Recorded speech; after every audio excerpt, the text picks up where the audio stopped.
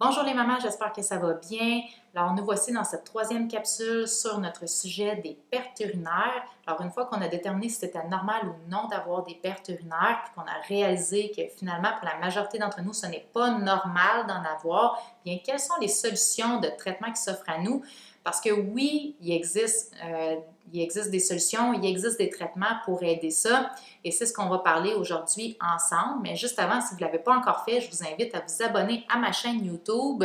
Vous allez y trouver une tonne d'informations super pertinentes qui vont vous aider à mieux comprendre la situation et donc de trouver de meilleures solutions pour vous aider.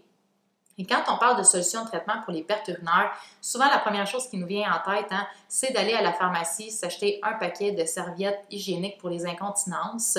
Il en existe une panoplie. Il existe des protèges-dessous que moi j'appelle des Okozu. Et il y a aussi des serviettes plus épaisses, mais il y a aussi des cuissards d'entraînement ultra discrets, supra-absorbants. Et j'aimerais qu'on retienne une chose là-dedans, ce n'est pas un traitement pour les incontinences.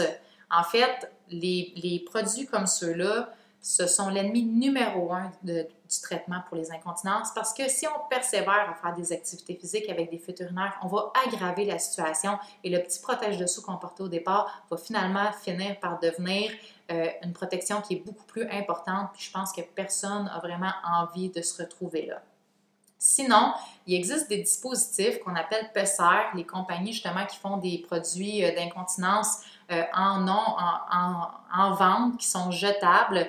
Mais nous, on utilise des PESER comme ça qui sont réutilisables et qui sont remboursés par les compagnies privées. Puis même quand ils sont ajustés par un gynécologue, peuvent être même remboursés par l'assurance maladie. Donc, ça vaut quand même la peine.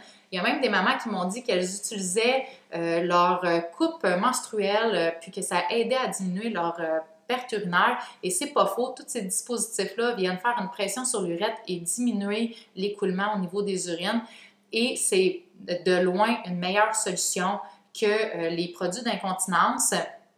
Par contre, les produits d'incontinence sont, à mon avis, nuisibles. Ceux-là vont stabiliser la situation, mais c'est sûr qu'à la longue, si on les utilise de façon récurrente, on va avoir besoin pas seulement de les utiliser quand on va faire de l'activité physique, on va devoir éventuellement les utiliser de façon presque permanente dans le quotidien. Et utiliser sa coupe menstruelle comme ça, c'est peut-être pas l'idéal non plus. Une autre solution qui existe, c'est la chirurgie. Donc, on va chez le médecin, chez l'urologue, il nous propose une petite chirurgie mineure qui d'un jour, qui va faire des miracles. Et c'est vrai que cette chirurgie-là aide énormément les mamans.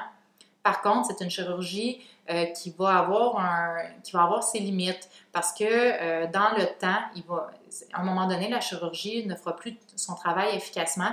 On parle d'environ 10 ans d'efficacité pour une chirurgie comme celle-là. Et par la suite, on doit retourner pour une révision de la chirurgie.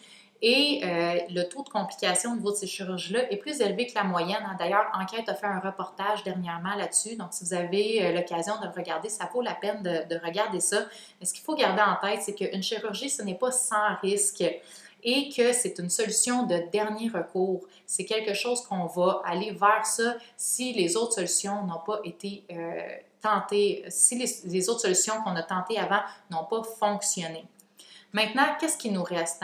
Les fameux exercices de plancher pelvien, les exercices de Kegel, on les a faits, ça n'a pas fonctionné, mais en fait, il existe toutes sortes de dispositifs aussi de ce côté-là. Il y a les cônes vaginaux, par exemple, qui sont des poids qui vont être insérés à l'intérieur et qui vont venir, on doit les tenir en place. Donc, ça vient faire travailler notre plancher pelvien. Il existe des sondes qu'on insère à l'intérieur qui vont venir provoquer la contraction du plancher pelvien avec un courant électrique. Et il y a des appareils de rétroaction aussi qui existent qui sont liés par Bluetooth avec le cellulaire. Toutes ces choses-là, ça peut aider, ça aide à renforcer le plancher pelvien. Par contre, ça ne montre pas à votre plancher pelvien quand, comment et pourquoi contracter. Et non seulement ça, mais un problème d'incontinence, c'est pas seulement qu'un problème de plancher pelvien, c'est un problème qui est beaucoup plus complexe que ça. Et c'est pour ça que l'expertise en physiothérapie pour la réadaptation des problématiques urogynécologiques a été développée.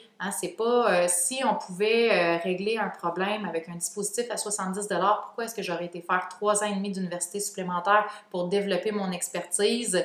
Eh bien, c'est parce que c'est pas connu. Puis la réalité aussi, c'est que ça coûte cher. Puis, ça demande du temps, ça demande de la motivation hein, pour le faire, mais c'est ça qui a été démontré comme étant le traitement de première ligne pour le traitement des incontinences.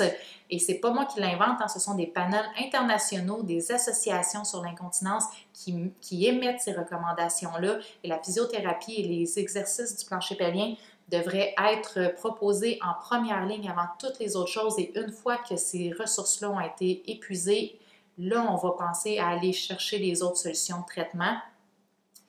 Et vous savez, dans une société comme la nôtre où tout va toujours trop vite, on veut toujours trouver une solution rapide, facile, qui nous demande le moins d'efforts possible. Eh bien, dans une situation comme pour les incontinences urinaires, si on fait le choix des solutions faciles, ça pourrait nous coûter cher. En produits d'incontinence, en journée de congé pour convalescence suite à la chirurgie, mais aussi en qualité de vie parce que ce ne sont pas des solutions qui vont permettre une amélioration durable du problème.